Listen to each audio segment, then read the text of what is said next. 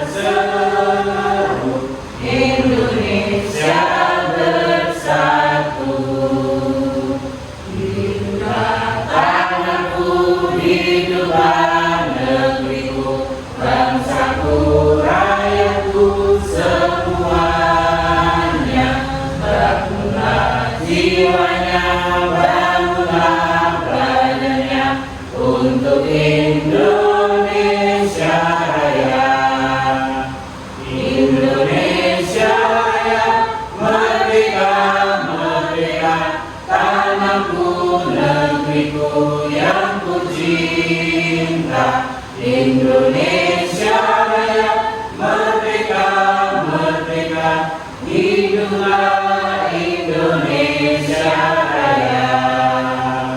Indonesia Raya, merdeka, merdeka, tanahku, negeriku yang ku cinta. Indonesia Raya, merdeka, merdeka, hiduplah Indonesia Raya.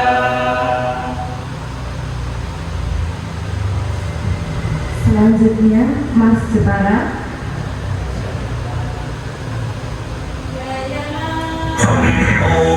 Ada yang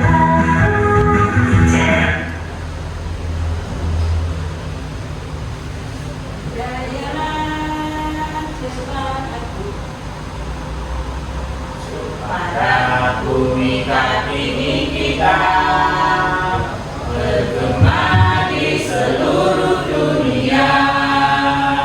Seni ukir dan potensi pariwisatanya indah dan mempesona. Kartini suruh emansipasi, hantarkan Jepara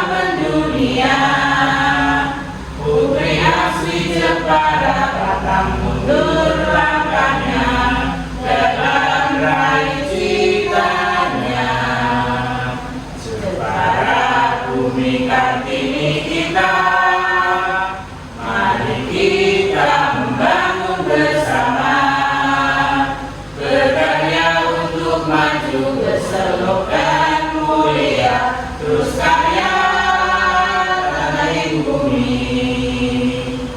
Mari tingkatkan karya karsamu, jadikan Jepara terus maju.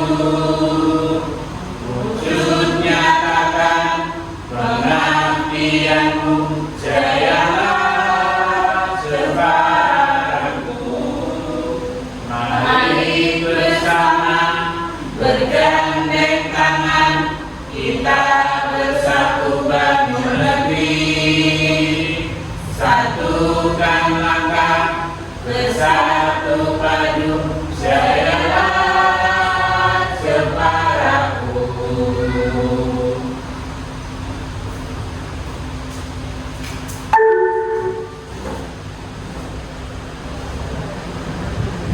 Hadirin dipersilakan duduk kembali.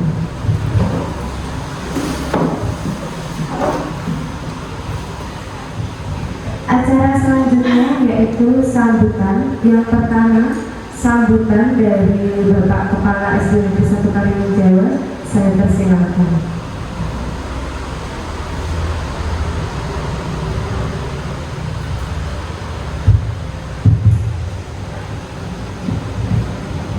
Assalamualaikum warahmatullahi wabarakatuh. Waalaikumsalam warahmatullahi wabarakatuh.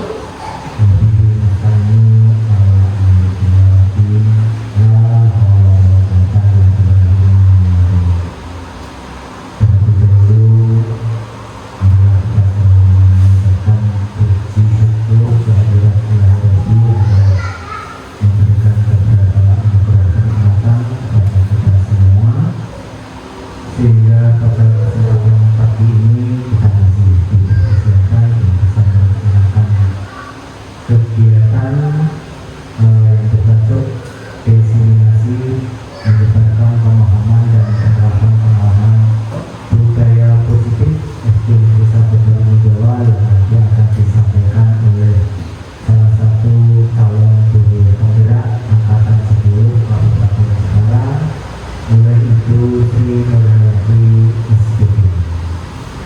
Sebelumnya kepada Bapak dan Ibu guru yang kami hormati dan yang kami banggakan, yaitu kepada Bu Sri Nurhayati yang saat ini sedang melaksanakan beberapa program terkait dengan calon guru penggerak angkatan ke-10.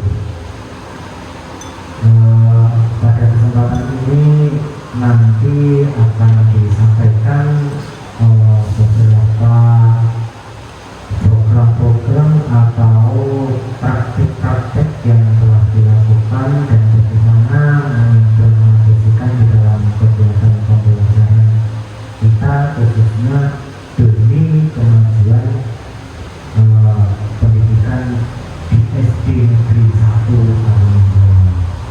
Sehingga nanti baik yang sekarang sebagai guru penggerak yang sudah lulus Pak Afrizal Bayu Pamudi pada angkatan 9 kemarin, dan ini nanti disusul oleh 3 guru juga, yaitu Bu Sri Nurhayati, Bu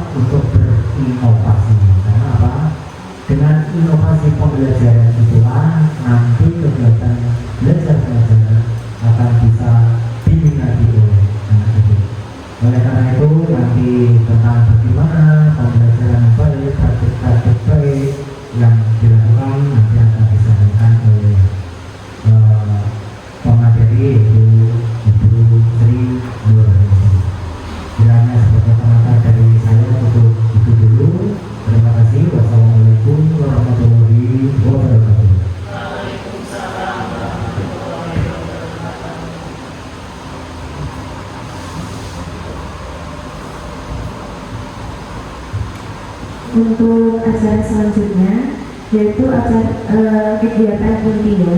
Untuk materi akan disampaikan oleh Bu Sri Nurhayati. Saya persilakan.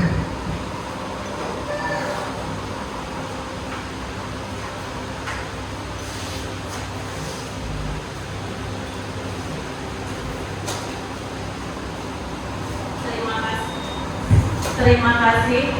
Sebelum saya mulai, saya mau berpantun dulu ya. Air teriak pada kadang.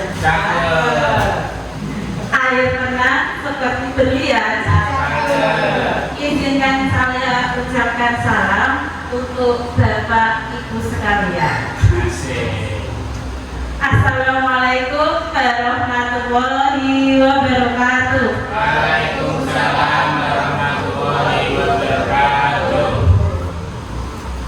Yang saya hormati Bapak Sukarman selaku Kepala Sekolah SDN 1 Barunjawa. Yang saya hormati Bapak Ibu Guru yang sudah hadir di acara pagi hari ini. Pertama, mari kita panjatkan puja dan puji syukur kehadiran Allah yang mana pada pagi hari ini kita diberi kesempatan kesehatan untuk bisa melaksanakan aksi nyata ini yang berjudul diseminasi menyebarkan pemahaman dan pengalaman budaya positif dengan keadaan sehat walafiat ya.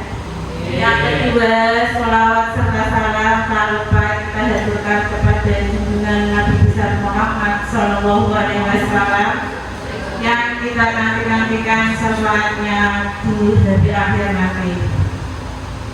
Bapak Ibu yang berbahagia, di sini sekali lagi saya ucapkan banyak terima kasih karena Bapak Ibu sudah memberikan waktu luangnya untuk mengikuti kegiatan pagi hari ini. Perkenalkan sebelumnya, mungkin Bapak Ibu semua sudah kenal ya? Oh belum. Perkenalkan, saya Bu Sri Nurhayati dari SD Negeri 1 Karimun Jawa, CDP Angkatan 10 Kabupaten Jepara. Di sini saya akan mengajak Bapak Ibu guru semua untuk diskusi atau kita belajar bareng ya Bu. Bukan saya menggurui, tapi kita belajar bareng untuk mengupas tentang budaya positif. Ibu, ya. Langsung saja ya Bapak Ibu. Di sini saya membawakan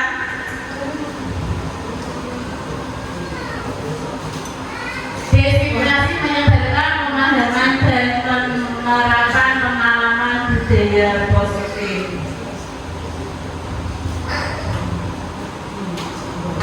Nah, konsep inti budaya positif itu apa sih Bapak Ibu? Nah, konsep inti budaya positif itu terdiri dari beberapa poin. Nah, ini ada 1, 2, 3, 4, 5, 6, 7, 8. Ada 8 poin. Yang pertama yaitu perubahan paradigma belajar, disiplin positif, nilai-nilai kebijakan, kebutuhan dasar manusia, motivasi perilaku manusia, posisi kontrol guru, keyakinan kelas, serta segitiga restitusi. Yang pertama yaitu pembelajaran dengan paradigma baru. Apa sih itu pembelajaran paradigma baru? Nah, pembelajaran dengan paradigma baru merupakan pembelajaran yang dirancang berdasarkan prinsip pembelajaran berdiferensiasi dengan sehingga murid belajar dengan kebutuhannya berdasarkan tahap perkembangan sesuai dengan teori psikologi untuk mewujudkan profil pelajar Pancasila. Nah, di sini pembelajaran berdiferensiasi ini pembelajaran yang berpusat pada siswa, dipusatkan pada siswa sesuai dengan karakter siswa, daya belajar siswa. Contohnya, saya sebagai guru kelas 3, biasanya saya mengelompokkan siswa-siswa saya dalam pembelajaran sesuai dengan keinginannya. Misal di situ ada yang suka menggambar, saya kelompokkan jadi satu dengan yang suka menggambar. Ada yang suka pengamatan, saya jadikan satu dengan yang suka pengamatan. Begitu juga ada yang suka bermain, ya. Anak-anak kan mempunyai karakteristik yang berbeda-beda. Dia kan Bapak Ibu?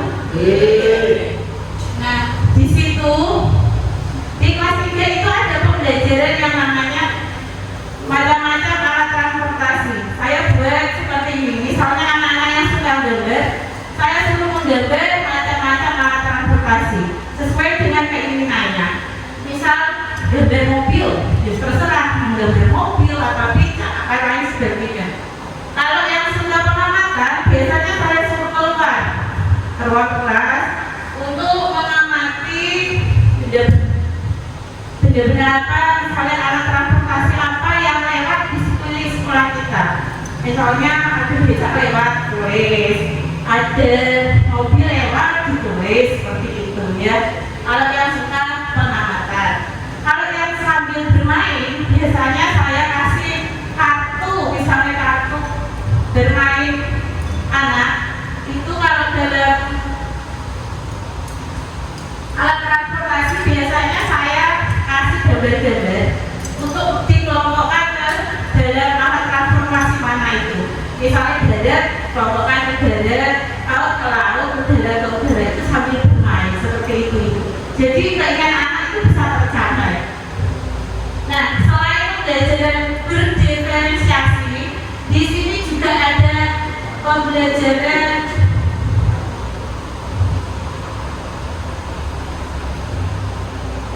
profil pelajar Pancasila, di mana profil pelajar Pancasila ini yang terdiri dari beriman, bertakwa kepada Tuhan Yang Maha Esa, berakhlak mulia, berkebinekaan global, gotong royong, mandiri, kreatif, bernalar kritis. Nah, ini juga termasuk pembelajaran kurikulum kita yang ada ya, kurikulum merdeka.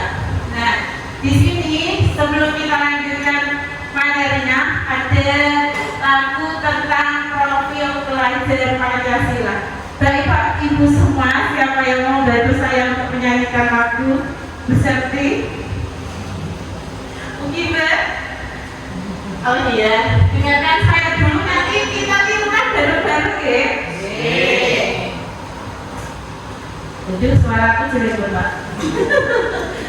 Pelajar Pancasila beriman dan bertakwa pada Tuhan Yang Esa dan berakhlak mulia, berkebinekaan global, gotong royong mandiri, kreatif dan bernalar kritis. Nah, maksudnya seperti itu.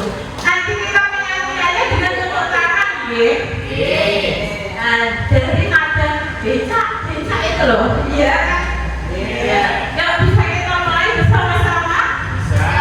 Yuk, 1, 2, 3. Pelajar Pancasila beriman dan bertakwa pada Tuhan Yang Esa dan berakhlak mulia, berkebinekaan global, gotong royong mandiri, kreatif dan bernalar kritis. Pelajar Pancasila beriman dan bertakwa pada Tuhan Yang Esa dan berakhlak mulia, berkebinekaan global, gotong royong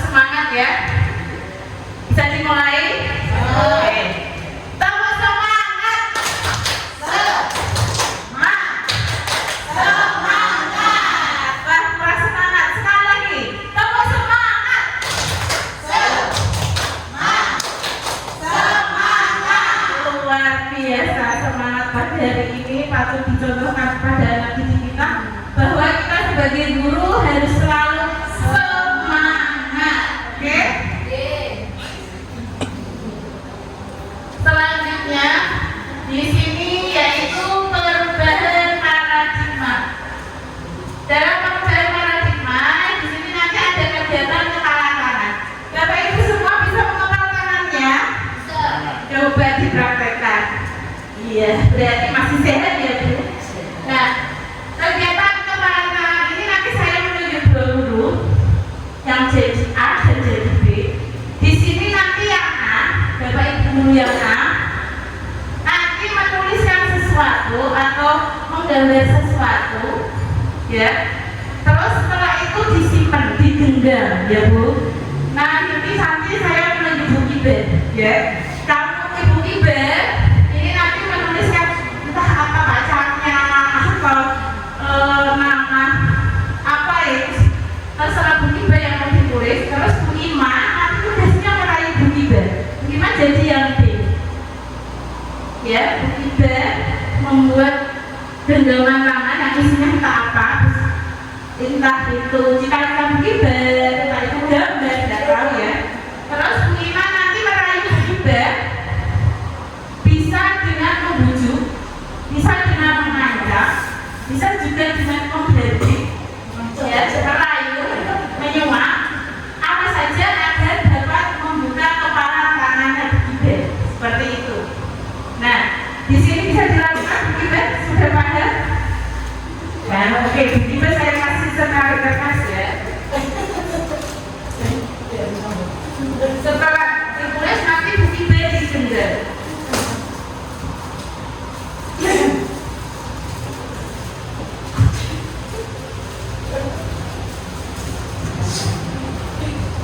Nah, apa yang terjadi nantinya? Ya, kita tunggu. Ayo Bu Iben jangan mencintai sama Bu Ima. Yang lain boleh sambil makan ya, tidak apa-apa. Sudah Bu Iben? Nah, sekarang Bu Iben apa yang ditulis itu digenggam erat-erat. Ya, jangan sampai mau atau jangan sampai mau dirayu Bu Ima. Tapi bagaimana nanti Bu Ima merayu hasilnya bagaimana? Saya juga bagaimana ayo Bu Ima lakukan Bu Ima merayu Bu Iben. Asal genggamannya itu bisa dibuka atau tidak? Ayo Bu, dirayu Bu. Ayo Bu, boleh dengan memberdik, mengancam.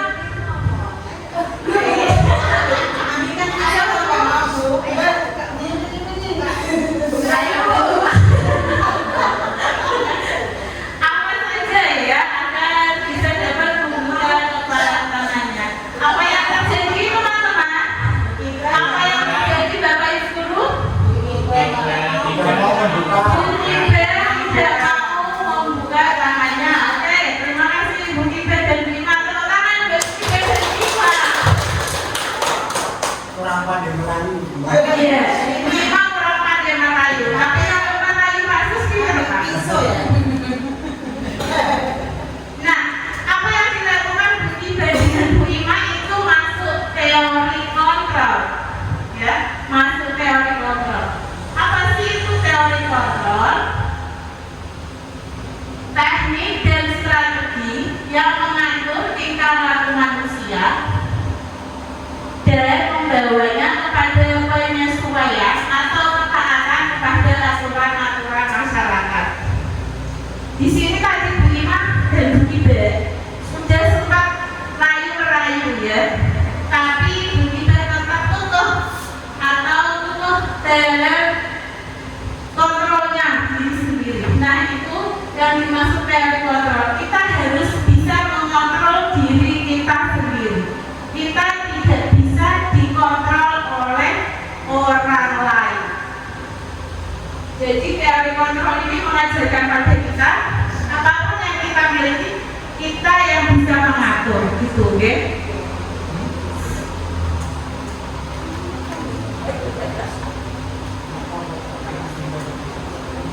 Nah, miskonsepsi tentang teori kontrol.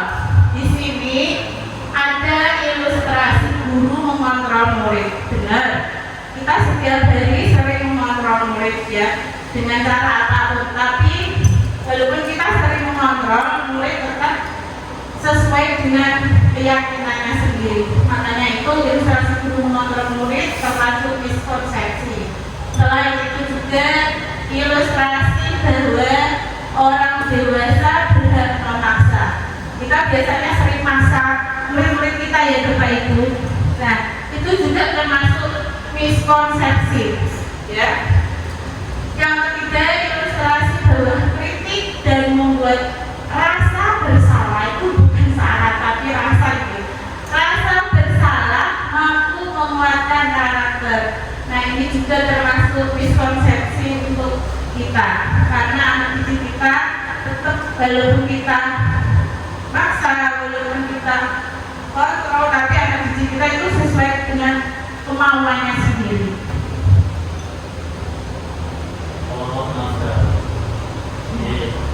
Nah, selanjutnya yaitu disiplin positif. Disiplin berasal dari kata disiplina yang artinya belajar. Disiplin mengacu pada disiplin diri yang memiliki tanggung jawab terhadap apa yang dirasakannya berdasarkan nilai-nilai yang diyakini. Nah, di sini disiplin positif juga merupakan salah satu cara penerapan disiplin yang bertujuan untuk menumbuhkan kesadaran serta memberdayakan murid tanpa imbalan atau penghargaan atau reward, ya ancaman atau hukuman. Sebagai pendidik, tujuan kita adalah menumbuhkan murid yang memiliki disiplin diri sehingga mereka berperilaku mengacu pada nilai-nilai kebajikan universal dan memiliki motivasi diri dalam perubahan perilaku ke arah yang lebih baik.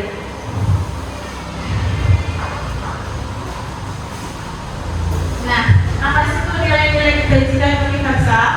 Nilai yang disepakati bersama, terlepas dari suku bangsa, agama, bahasa maupun latar belakangnya. Di sini ada 3 Bapak Ibu, yaitu profil pelajar Pancasila, primary years program, keterampilan hidup.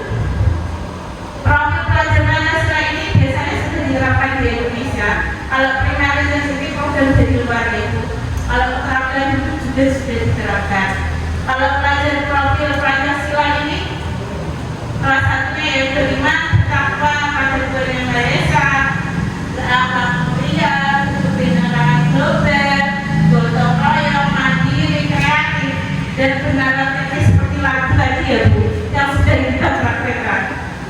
Kalau primary years itu toleransi, rasa hormat, integritas, mandiri, menghargai, antusias, empati, dan lain sebagainya. Ya. Nah, kalau keterampilan hidup itu dapat dipercaya, pendengar yang aktif dan tidak merendahkan orang lain dan memberikan yang terbaik bagi diri kita. Nah, profil pelajar Pancasila ini beriman dan bertakwa sudah kita terapkan di SD Negeri 1 Karimun Jawa. Contohnya, pada setiap pagi anak didik kita sebelum masuk kelas, kita biasakan untuk membaca Asmaul Husna bersama. Selain itu, kita dilanjut dengan membaca Sholawat Maria, ya, untuk membiasakan budaya positif anak. Selain itu juga kita sudah melaksanakan program sholat duhur, ya, sholat duhur berjamaah. Selain itu juga literasi, ya. Selain itu juga kita melaksanakan Jumat Beramal, ya Bimaya, itu sudah termasuk beriman bertakwa. Kalau mandiri, tadi kita kata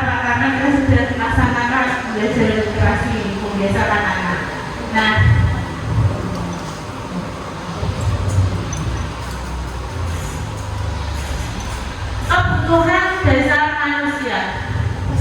Kebutuhan dasar manusia itu adalah segala sesuatu yang kita lakukan untuk mendapatkan apa yang kita inginkan. Seluruh tindakan yang kita lakukan memiliki tujuan tertentu, dan semua usaha yang terbaik kita lakukan adalah dalam rangka agar kebutuhan dasar kita terpenuhi dengan baik. Nah, apa itu sih memang kebutuhan dasar manusia? Kita sebagai manusia, kita harus mengingat kebutuhan kita di Bapak Ibu. Yang pertama, kebutuhan kita yaitu bertahan hidup. Yang kedua, kasih sayang dan rasa diterima. Yang ketiga, kekuasaan. Yang keempat, kebebasan. Yang kelima, kesenangan. Nah, ini pasti ada di dalam diri Bapak Ibu semua, ya. Bertahan hidup itu terdiri dari makanan, pakaian, tempat tinggal, keamanan, kesehatan. Seperti yang kita butuhkan sehari-hari, ya Bapak Ibu. Kalau kita tidak makan, pasti kita lemes. Ini betul. Nah, itu kita untuk bertahan hidup. Selain itu juga pakaian. Kalau kita tidak berpakaian, kita bagaimana? Malu. Nah, itu juga termasuk bertahan hidup. Ya kata Pak Bayu malu. Entah malu sama siapa Pak Bayu? Sama diri sendiri. Oh, sama diri sendiri. Nah, yang kedua, kasih sayang dan rasa diterima. Rasa diterima ini kita dimanapun kita dibutuhkan dan kita dihargai, ya, untuk dipedulikan. Jadi kalau kita ada bekerja atau di rumah, kita ada, ya, kita dipedulikan. Kalau di rumah dipedulikan kepada keluarga kita, kalau di sekolah ya kita dipedulikan dengan teman-teman kita, ya. Kerjasama itu juga penting. Jadi kehidupan kita, ya. Selain itu ada harga diri, keinginan untuk dianggap, memimpin, berprestasi, diakui, didengar. Itu penguasaan, ya. Kalau kebebasan, mandiri, memiliki pilihan, mencoba hal yang baru, mampu mengendalikan arah dirinya. Itu kebebasan kita. Kita patut bebas, ya, seperti kurikulum sekarang. Merdeka tapi tidak merdeka seenaknya, dia tetap ada aturannya. Yang terakhir yaitu kesenangan, bermain, humor, antusiasme, tertawa. Nah, Bapak Ibu pernah tertawa? Sering. Ya. Kalau tidak pernah tertawa berarti sakit, ya Bu, ya. Nah, itu bermain juga, humor itu penting bagi kita, apalagi kita refreshing, itu sangat penting, ya Bu, ya.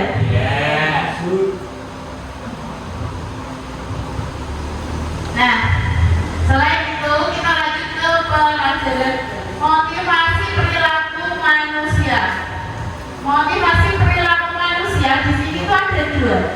Motivasi ekstrinsik, ini motivasi dari luar. Yang kedua yaitu motivasi intrinsik, dari dalam diri kita sendiri. Motivasi ekstrinsik untuk menghindari hukuman atau untuk mendapatkan imbalan atau penghargaan dari orang lain. Contohnya, misal anak didik kita pengen berangkat pagi, aku berangkat pagi ya, biar disayangi bu guru, misalnya seperti itu. Saya berangkat pagi ya, biar nanti tidak dihukum. Nah, itu dari ekstrinsik, dari luarnya saja, ya. Yang ingin mendapat imbalan atau menghindari hukuman. Kalau motivasi intrinsik itu untuk menjadi orang yang mereka inginkan dan menghargai diri kita sendiri. Contohnya, saya sebagai guru, saya datang pagi, memang itu tugas saya. Saya tidak ingin dihargai Pak Tarman atau diberi ribet sama Pak Tarman, ya. Tapi memang itu tugas saya dan tanggung jawab saya. Jadi saya harus berangkat pagi. Seperti anak misalnya, anak-anak berangkat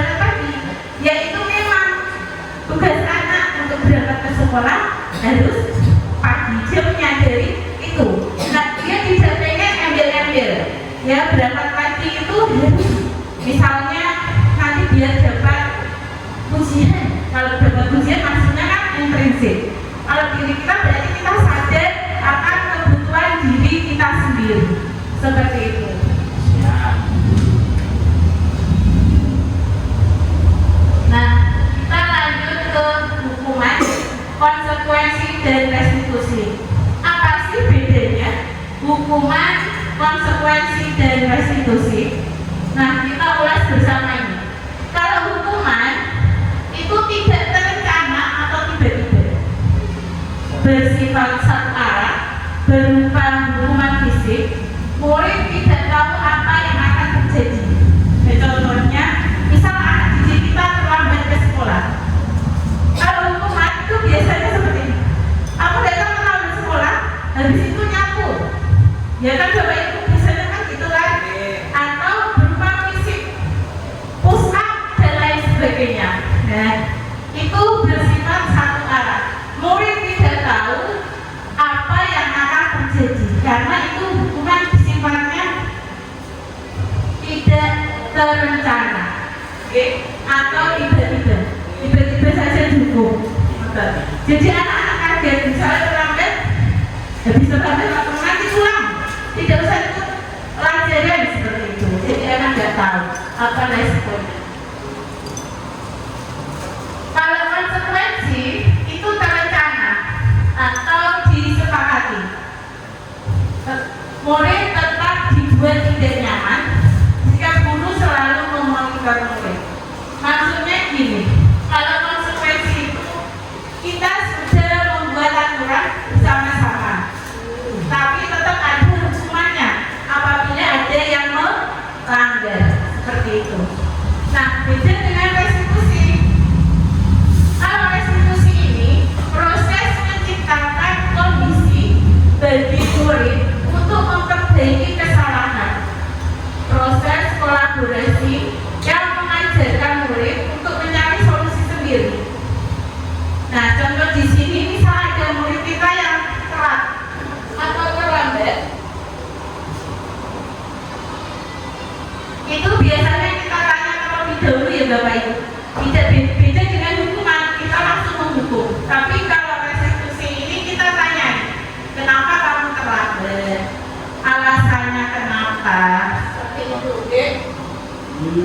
Jadi kita pilihan terbaik.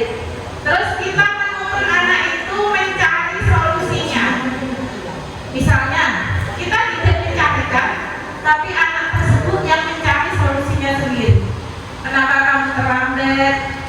Agar tidak terlambat harus bagaimana? Misalnya seperti itu. Kita tidak boleh menjawabnya, tapi kita menuntutnya saja. Yang jawab anak-anak. Misalnya, dia nanti besok saya tidak akan terlambat, saya akan memasang alarm dan sebagainya, seperti itu. Nah, lanjut. Nah, es breaking dulu ya, biar tidak sepanjang. Aku juga capek Bu ngomong terus. Nah, kita es breaking bermain bersama biar lebih seru. Di sini saya mau es breaking antara Markona sama Tasha, terus sama Rimau. Nanti kalau Markona gini ya Bu, cantik seperti itu ya posisinya ya kalau jadi Markona ya.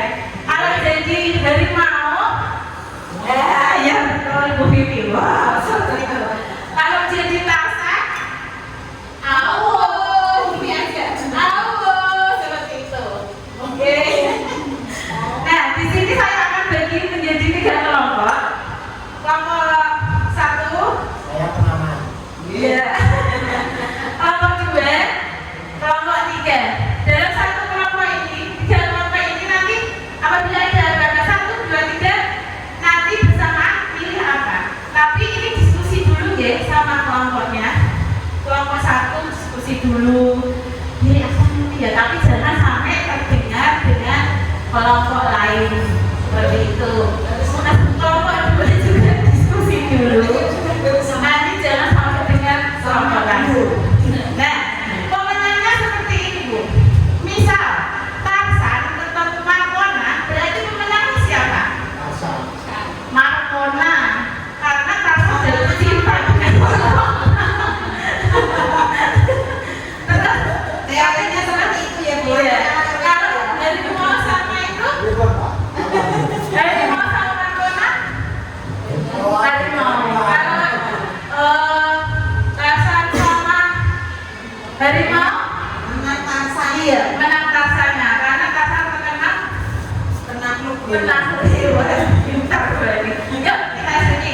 Jadi diskusikan sebentar, saya kasih waktu 1 menit. Yuk. Jangan. Oke. 1.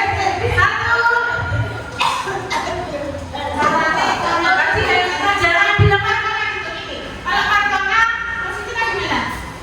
Ya, kaki. Tidak usah dengan suara. Dan perhatian saja. Oke.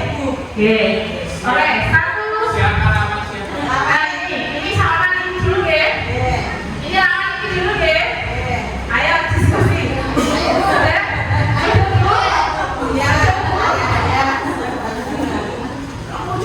Oke. Ayo kita diskusi sudah pilih. Ya. Ya, oke.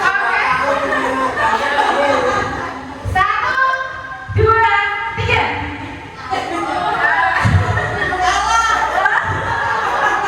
Awo sama Markono berarti menang mana? Iya, menang Awo, menang Tarsan. Ya udah, menang Markona karena Tarsan jatuh cinta dengan Markona. Oke, mungkin itu hanya untuk guyonan kita pagi ini biar bisa begitu semangat gitu. Sudah, saya lanjutkan lagi ya. Nah, di sini kita kelima posisi kontrol guru. Karena kita sebagai guru, kita mempunyai posisi kontrol. Yang pertama yaitu penghukum, kedua pemantau, pembuat merasa bersalah, teman, manajer. Nah, biasanya kita sebagai guru, kita ke posisi mana dulu ya Bu? Penghukum, ada lagi? Pemantau, oke. Ada penghukum, ada pemantau. Nah, penghukum ini guru yang berperan sebagai penghukum akan menggunakan hukuman untuk kontrol perilaku murid. Hukuman yang diberikan dapat berupa hukuman fisik ataupun verbal. Contohnya, hormat misalnya terkait tadi disuruh hormat bendera 1 jam atau disuruh buka dan lain sebagainya, ya. Terus kalau sebagai pembuat merasa bersalah, itu guru yang berperan sebagai pembuat rasa bersalah akan membuat murid merasa bersalah atas kesalahannya. Guru dapat melakukan hal ini dengan cara memberikan nasihat dengan membuat murid merenungkan kesalahannya. Contohnya, berapa kali datang harus memberitahumu atau berapa kali ibu harus memberitahumu kamu selalu mengecewakan bu guru atau mengecewakan ibumu seperti itu. Nah, kamu tidak kasihan sama ibumu, kamu tidak kasihan sama bu guru, misalnya seperti itu. Itu membuat merasa bersalah. Kalau guru sebagai teman, itu guru yang berperan sebagai teman akan memperlakukan murid seperti teman sebaya. Kayak mencuri. Contoh, ayo dong ikuti aturan sekolah. Ngomongnya ya kayak mencuri, ya. Tidak ada ukur perbedaan dengan antara murid dan guru. Tolong bantu bapak atau ibu ya, sekali ini aja seperti itu. Ya sudah, lain kali tidak apa-apa, nanti bapak atau ibu bereskan. Nah, itu contoh sebagai teman. Sebagai pemantau, guru yang berperan sebagai pemantau akan memantau perilaku murid dan memberikan arahan jika diperlukan. Guru akan berusaha untuk memastikan bahwa murid mengikuti aturan dan norma yang berlaku di sekolah. Contohnya, kamu sudah melanggar keyakinan sekolah, kamu sudah tahu konsekuensinya. Nah, ini biasanya kan sudah ada konsekuensi di awal ya, tapi tetap dilanggar. Nanti bapak atau ibu akan laporkan ke kepala sekolah kalau kamu melanggar konsekuensi yang sudah kita buat, misalnya seperti itu. Ini yang terakhir, yaitu manajer. Manajer adalah posisi di mana guru berbuat sesuatu bersama murid, mempersilakan murid bertanggung jawab, mempertanggungjawabkan perilakunya, mendukung murid agar dapat menemukan solusi atas permasalahan sendiri. sepakati. Kita ingatkan anak didik kita dengan keyakinan keras yang kita sepakati. Oke, jika kamu meyakininya, bersediakah kamu memperbaikinya? Ya, itu sebagai manajer. Nah, sekarang antara kelima kontrol guru, berarti yang terbaik yang mana Bapak? Bapak Ibu? Manajer dulu. Sebagai manajer, ya. Sebagai manajer itu yang terbaik untuk posisi kontrol guru. Nah, di sini ada kasus. Coba Bapak Ibu renungi kasus ini sebentar ya. Nah, di sini sebenarnya hari ini terlambat bangun. Ya, dia terburu-buru ke sekolah. Akhirnya sampai di sekolah, dia menggunakan sepatu tidak menyadari kalau dia sepatunya tidak hitam. Padahal peraturan sekolah sepatunya harus hitam. Terus Pak Lukman menanyakan Sabrina, apa peraturan sekolah tentang seragam atau sepatu? Sabrina menjawab sudah mengetahui sepatunya harus berwarna hitam. Namun Sabrina sudah bilang kalau tadi terburu-buru jadi salah sepatu. Ya sudah, kamu sudah melanggar peraturan sekolah, kamu salah. Kamu sudah terlambat. Sepatunya salah juga seperti itu, oke? Nah, walaupun Sabrina di sini sudah minta maaf, tapi tetap Pak Lukman menyuruh Sabrina untuk pulang. Nah, dalam kasus di atas, singkat aja ya, posisi kontrol apakah yang diambil oleh Bapak Lukman? Penghukum kayaknya. Ayo sudah Pak. Bukan manajer. Sebagai penghukum Bani, sebagai penghukum karena langsung menghukum dengan tiba-tiba ya. Sifatnya satu arah, anak tidak tahu walaupun anak sudah minta maaf. Ini penghukum. Nah, posisi kontrol Pak Lukman penghukum 122 ini. Nah, jika Pak Lukman tidak mau tahu alasan apa yang diberikan oleh Sabrina, walaupun tadi Sabrina sudah minta maaf, anak terburu-buru, tapi tetap Pak Lukman menghukumnya ya, karena gara-gara terlambat dan salah sepatu. Oh. Nah, ini ada yang kedua, posisi kontrol apa yang diambil oleh Bu Deni dalam mendekatkan kepada Fajar.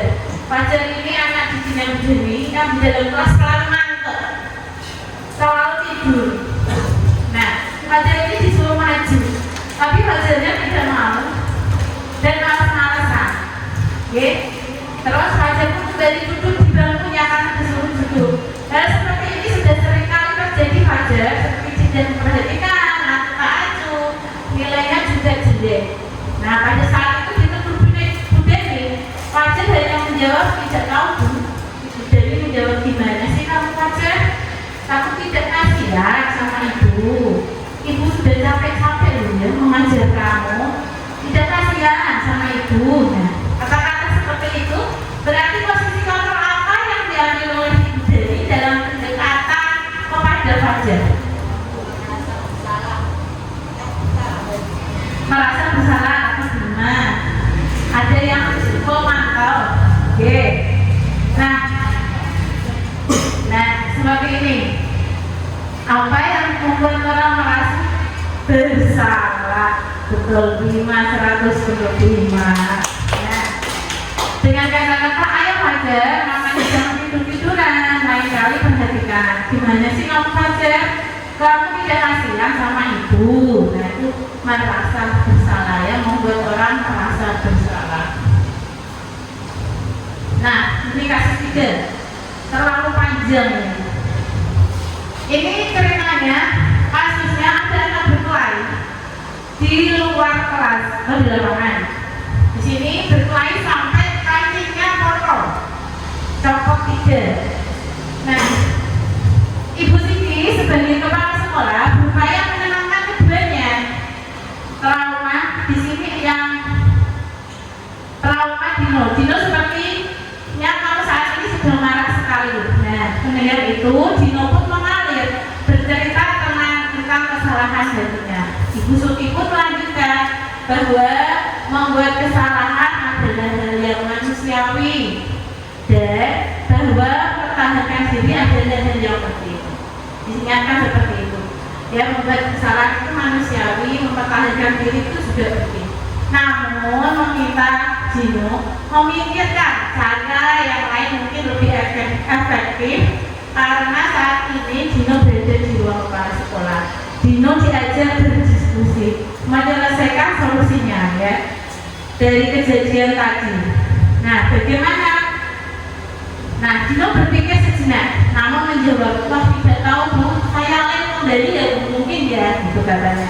Kok kancing kok didiamkan bisa kan enggak? Betul saja Bu. Nah, Ibu Suti berpikir sebentar dan menanggapi. Kalau dilem, kan akan sudah terlepas kembali Gino. Bagaimana kalau kamu dijahitkan atau menjahitkan saja? Bersediakah kamu? Gino tampak ragu dan menanggapi. Menjahit? Mana saya tahu Bu bagaimana menjahit itu misalnya. Bu Suti meneruskan, apakah kamu bersedia belajar menjahit Gino? Gino berpikir sejenak memandang meja Anto. Atau tadi tuh orang yang temannya yang dijabat tadi loh. Nah, yang mengajari saya menjahit siapa Bu? Dengan cepat Ibu Suti menjawab, Pak Irfan. Pak Irfan itu guru tata busana. Dino kembali diam sejenak memandang meja Anto yang tanpa kancing. Akhirnya Dino mengangguk tanpa menyetujui dan sepanjang siang itu Dino belajar menjahit memperbaiki kemeja Anto. Terakhir kali terlihat kedua anak laki tersebut, Dino dan Anto jam pulang sekolah, mereka sudah bercengkrama dan bersendau-endau kembali. Berarti sudah berikan ya, karena sudah digantikan bajunya. Nah, posisi kontrol yang telah dipraktekkan oleh kepala sekolah tadi Bu Suti itu bagaimana? Sebagai apa? Apa Bu Suti? Manajer. Iya, 100 buat Bu Suti. Nah, tadi karena Ibu Suti tidak memberikan hukuman dan tidak membuat orang merasa bersalah, namun Bu Suti menenangkan keduanya, ya, mempersilahkan murid bercerita terkait masalah, mengajak memperbaiki masalahnya, serta mengajak murid untuk menganalisis kebutuhan dirinya maupun kebutuhan orang lain. Itu termasuk kontrol lulus sebagai manajer. Nah, di sini ada keyakinan kelas juga.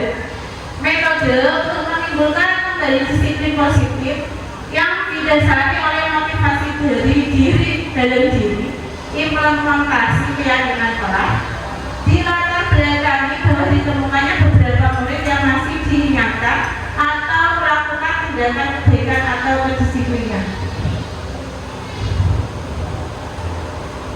Nah, pembentukan keyakinan kelas ini biasanya saat pembelajaran awal kita masuk, pembelajaran baru, kita menerapkan pembentukan keyakinan kelas agar semua murid tahu, oh keyakinan apa sih yang harus kita laksanakan. Nah, itu bersifat abstrak, berupa pernyataan atau universal umum, dibuat dalam pernyataan positif sesuai dengan kondisi kelas dan sekolah sehingga mudah diterapkan, melibatkan warga kelas, warga sekolah untuk membuat keyakinan. Nah, ini semua anak didik dilibatkan dalam membuat keyakinan kelas biar tahu keyakinan apa saja yang sudah diterapkan sehingga tahu apa yang tidak dibolehkan dan dibolehkan. Nah, di sini ada permainan sedikit, guys. Kalau nggak boleh minta dikomunikasikannya.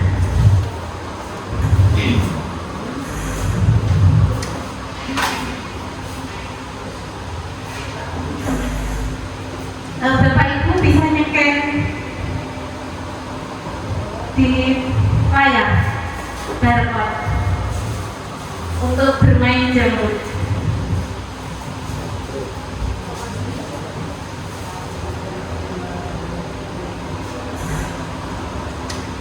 Sudah bisa Bapak Ibu?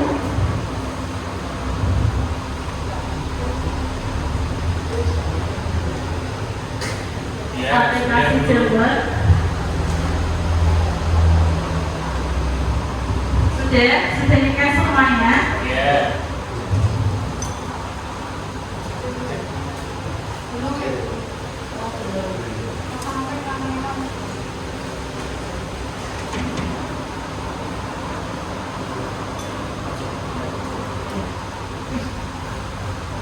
Sambal Bu. Coba ke depan ada apa tuh untuk garpat?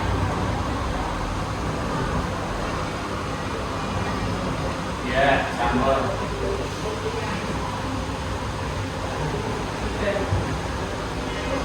Nah, nanti jamaah sudah join.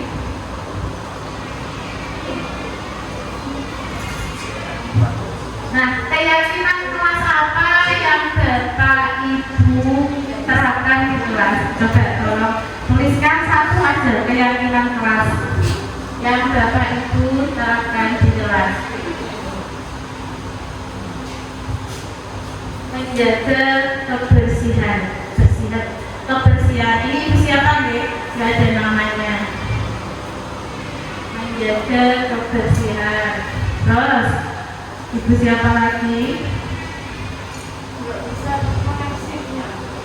Oh, ada yang belum terkoneksi. Ya, ada lagi ini.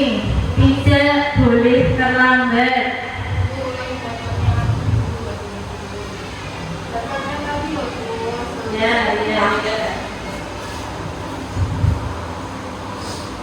Masih boleh Bu kalau mau nggak?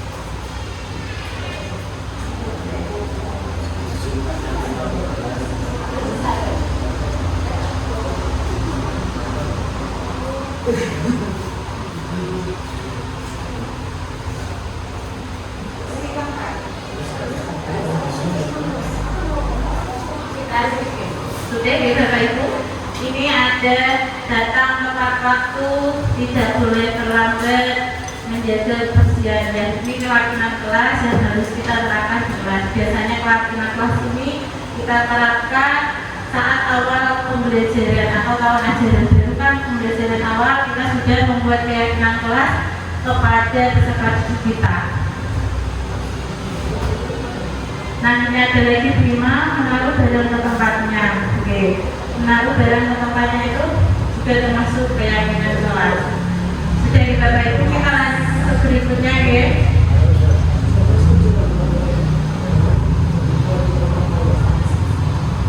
Ya, sini Devi berbicara sopan.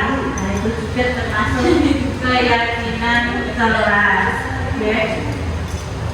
Nah, kita lanjut ke pembelajaran berikutnya, yaitu tentang segitiga restitusi. Apa sih itu segitiga restitusi? Suatu proses dialog yang dijalankan oleh guru agar dapat menghasilkan murid yang mandiri dan bertanggung jawab. Di sini menggunakan segitiga restitusi, kita harus bisa yang pertama menstabilkan identitas. Yang kedua, validasi tindakan yang salah, terus menanyakan keyakinan.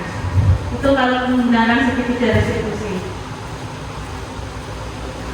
Menstabilkan identitas berdasarkan prinsip membuat kesalahan atau bagian dari proses pembelajaran.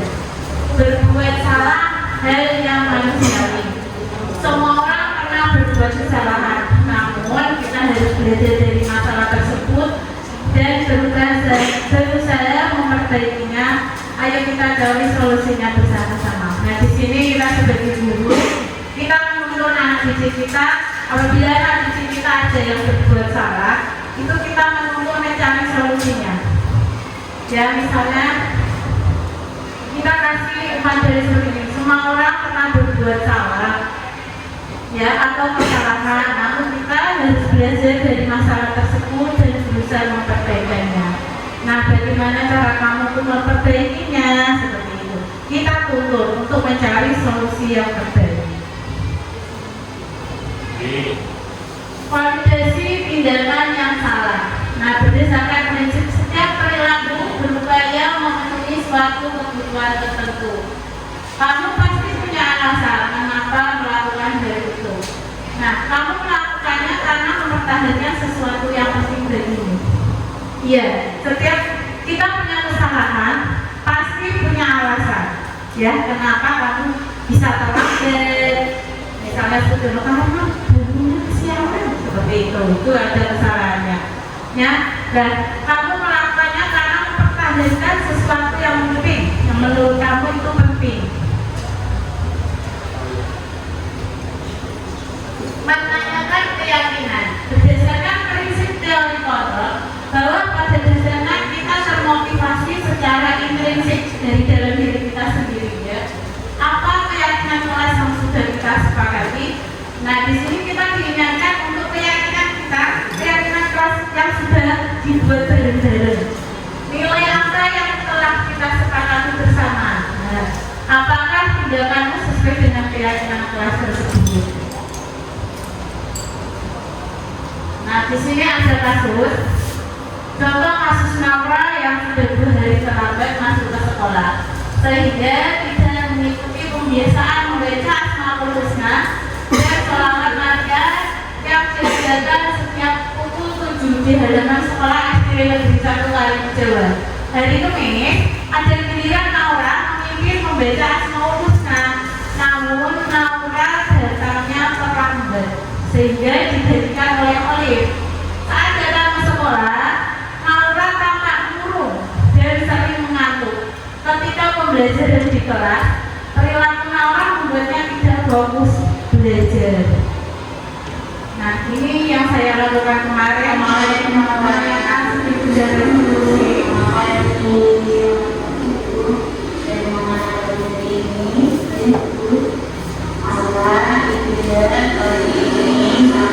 ini maksudkan identitas saya.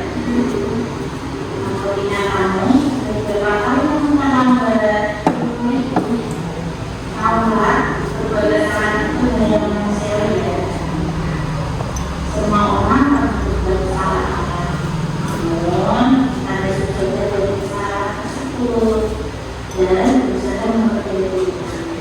Dan dari solusi bersama yang adalah siap dulu.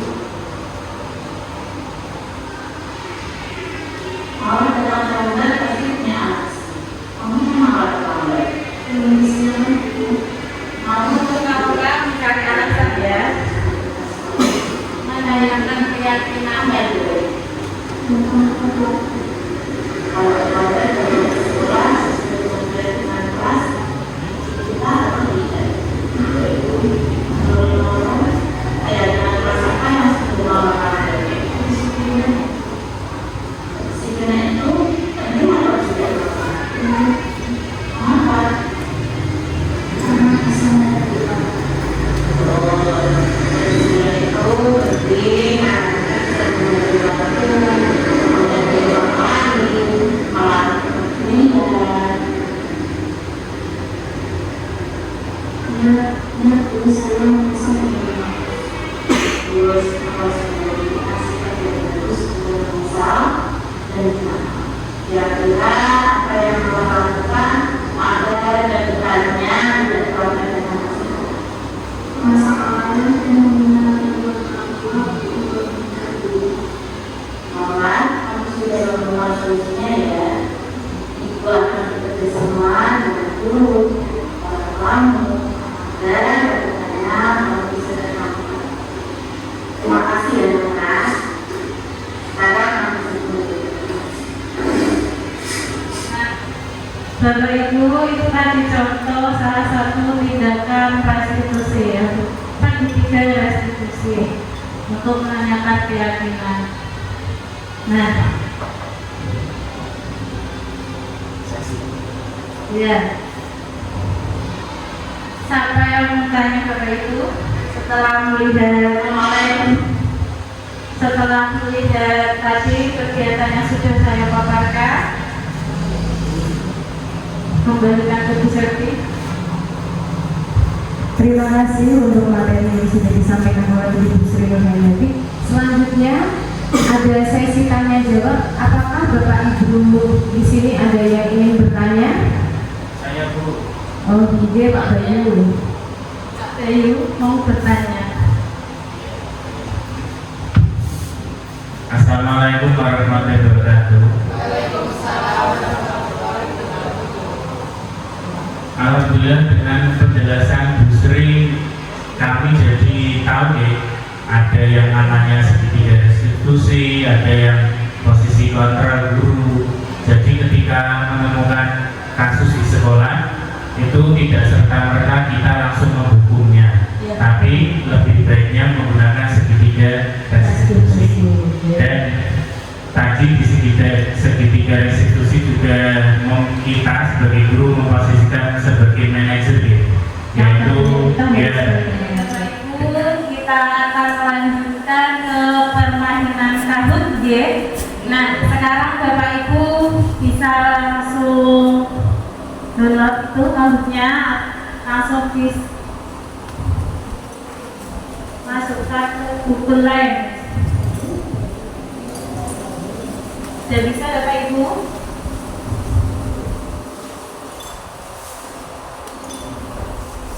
Sampun?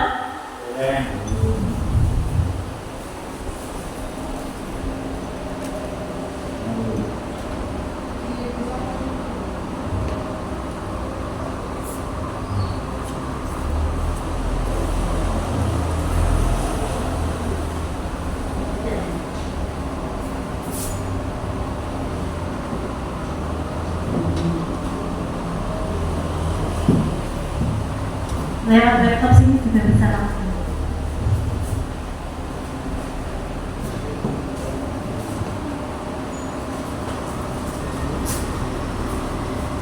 Oh, semuanya sudah.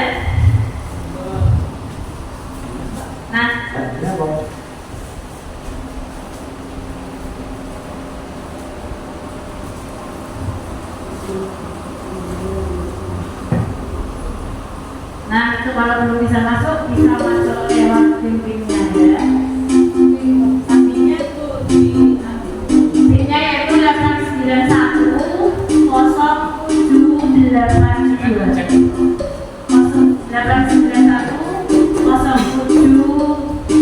0782.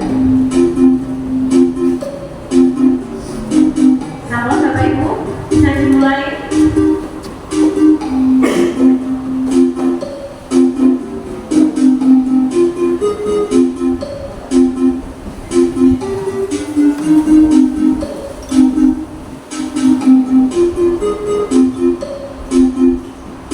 Nah, sudah masuk semua ya. Bisa mulai ya. Oke, yuk mulai. Nah, ini soal pertama.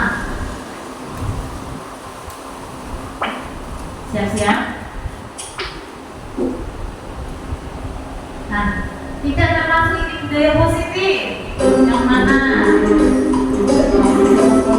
Yang kelas. Nah, tidak termasuk posisi budaya positif yaitu kebutuhan. Pemenangnya yaitu ya Bu Septi. Tepuk tangan buat Bu Septi. Yang kedua Bu, boleh disuruh untuk tidak mengenakan sepatu seharian di sekolah karena tidak mengenakan sepatu hitam ada konsekuensi. Benar apa enggak? Kalau betul, kalau kamu salah. Iya. Siapa ya? Iya, mulai ini menghitung Bu Septi sekarang. Ayo, berlomba-lomba untuk mencari yang terbaik. Yang bukan termasuk 5 posisi kontrol guru. Direktur, tenang, komando, umum.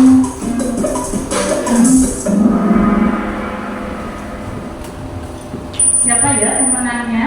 Tetap Bu Ani. Ayo semangat Bu Ani. Nah, lanjut. Apa keyakinan kelas yang sudah kita sepakati?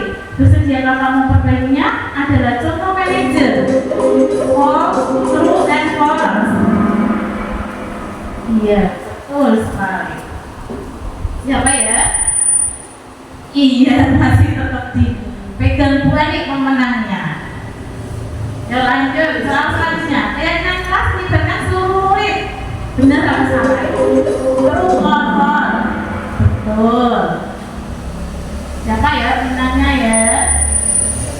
Tuhan ini lagi, wah jadi semangat tapi main. Ayo Bu, jangan mau dikalahkan yang lain. Ya lanjut, langkah pertama segitiga restitusi adalah menanyakan keyakinan. Benar apa salah? Betul. Nah, ini yang menghitung titik-titiknya ini. Iya, benar. Tertikung Bu Ani ya sama Bu Septi. Iya. Ayo lanjut Bu, yang mana termasuk di nilai pendidikan universal? Betul, apa salah? Iya, pemenangnya siapa ini ya? Bu Septi lagi, Bu Eni mulai. Ayo Bu Eni, panas boten dengan Bu Septi. Selanjutnya, mana yang benar termasuk dimensi profil pelajar Pancasila? Kalau yang pendidikan nasional mandiri benar tertulis.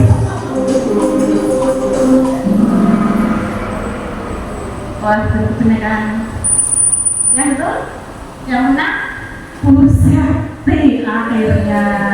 Bu Eni kepanasan ini. Masih satu lagi, kedisiplinan termasuk 5 impian dasar manusia. Betul apa salah? Salah. Nah, terima kasih pemenangnya yaitu Pak Tarman nomor 3. Nomor 2 Bu Ani. Nomor 1. Wow, siapa ya?